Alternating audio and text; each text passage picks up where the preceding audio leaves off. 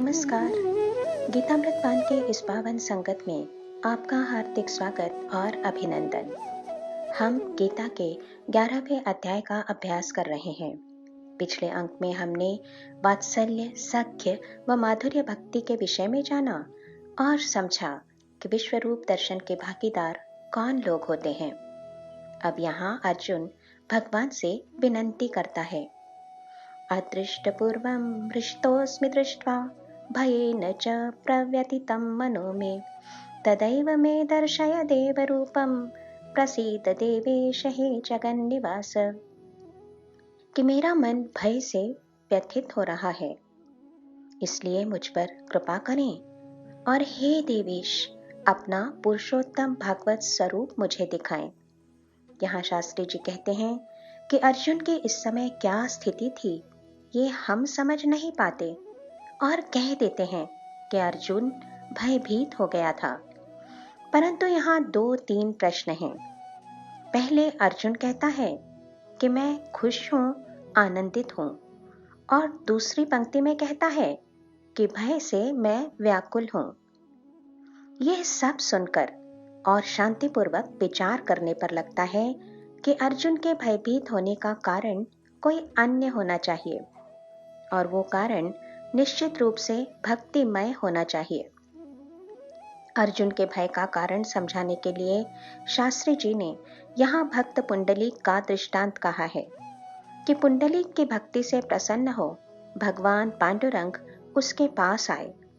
जब वे निकट आने लगे तो उसे लगा कि यदि मैं भगवान के हाथ आया तो खलास हो जाऊंगा, मेरा जीव भाव समाप्त हो जाएगा।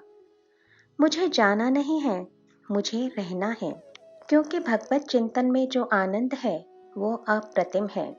इसलिए पुंडलीक ने एक ईंट फेंकी और कहा कि वहीं खड़े रहो, एक कदम भी आगे मत आना। मुझे यदि तुमने गले से लगा लिया तो मैं समाप्त हो जाऊंगा और मैं नहीं रहा तो तुम भी नहीं रहोगे भगवान। जीव और शिव का व्यवहार भी तब नहीं रहेगा। हे प्रभु, तुझे देखने में, तेरा होकर रहने में एक विलक्षण आनंद है। उससे मुझे वंचित ना कर, मुझे भक्त ही रहने दे। शंकराचार्य जी भी यही कहते हैं कि शिव से एक रूप होकर जीव को खलास होने का भय लगता है। अर्जुन को भी खलास नहीं होना था। अपने इसी भय और भाव के कारण उसने मांग की कि हे प्रभु, अपने चित्त की एकाग्रता बढ़ने पर मैं आपको जिस भागवत चतुर्भुज रूप में देखता हूँ उसे मुझे देखना है। तब भगवान प्रसन्न होकर कहते हैं कि तुझे विश्वरूप दर्शन की संधि आत्मयोग ने ही दी है।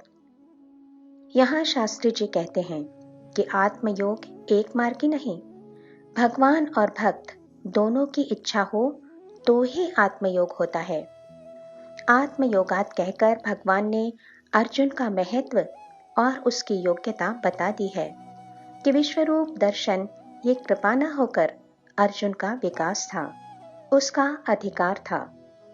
मया प्रसन्नेन तवार्जुनेदं रूपं परं दर्शितमात्मयोगात् तेजोमयं विश्वमनन्तमाद्यं यन्मे त्वदन्येन न दृष्टपूर्वम्। न वेदयज्ञाध्ययनैर्निदानैर्न च क्रियाभिर्न तपोभिरुग्रैः एवं रूपः शक्य अहं नृलोके दृष्टुं त्वदन्येन कुरु प्रवीर। भगवान ने यहाँ स्पष्ट कहा कि यज्ञ, दान या तप इन सब से केवल पुण्य संचय होता है। भगवत प्राप्ति के लिए तो उसकी उत्कट इच्छा रोम रोम में बिंधनी चाहिए। अर्जुन की इच्छा का सम्मान करके भगवान पहले चतुर्भुज रूप में आए और तब द्विभुज हुए और कहा, भक्त्या त्वनन्यया शक्य अहमेवं विधोर्जुन ज्ञातुं द्रष्टुं च तत्त्वेन प्रवेष्टुं च परन्तप। कि भगवान को जानना, देखना और उससे एक रूप होना केवल अनन्य भक्ति से ही संभव है। यहाँ शास्त्री जी ने बड़े पते की बात कही है कि सामान्य मनुष्य भगवान की ओर डर से, जिज्ञासा से या फिर आश्चर्य से देखता है। लेकिन जो लोग उससे आत्मयोग रखते हैं वे उसकी ओर आत्मीयता से देखते हैं, क्योंकि उनका भगवान से निरपेक्ष प्रेम होता है। इसलिए मुख्य है कि भगवान के प्रति अंतःकरण में अविच्छिन्न प्रेम हो। प्रियकर को सुखी करना ये प्रेम है और उससे सुख मांगना काम है। प्रेम युक्त भक्त भगवान से सुख कभी मांगता नहीं। इस अध्याय के अंत में भगवान ने ज्ञातुम दृष्टुम प्रविष्टुम इन स्थितियों की अनन्यता को प्राप्त करने के उपाय भी बता दिए हैं। मत कर्म कृत मत परमो मत भक्तः संगवर्जितः निर्वैरः सर्वभूतेषु यह स मामेति पांडव। कि अर्जुन 5 उपाय हैं। पहला है तू मत कर्ममय हो, दूसरा मत परमम बन, फिर मेरा भक्त हो, संग वर्जित हो और 5वां निर्वैर हो। ये 5 उपाय करेगा तो आत्मयोग होगा। पहला मत कर्ममय अर्थात जो भी कर्म करता है वो मेरे लिए कर। फिर मत परमम अर्थात मुझे अपना अंतःकरण दे दे, अकेले मुझको अपने अंतःकरण का स्वामी बना। तीसरा कहा कि मेरा भक्त हो, जो भगवान से कभी भी विभक्त नहीं होता वही तो भक्त होता है।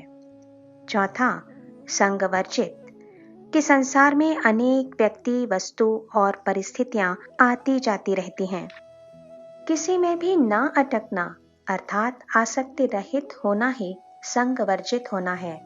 और 5वां निर्वैर हो, मेरा भक्त किसी से वैर नहीं करता।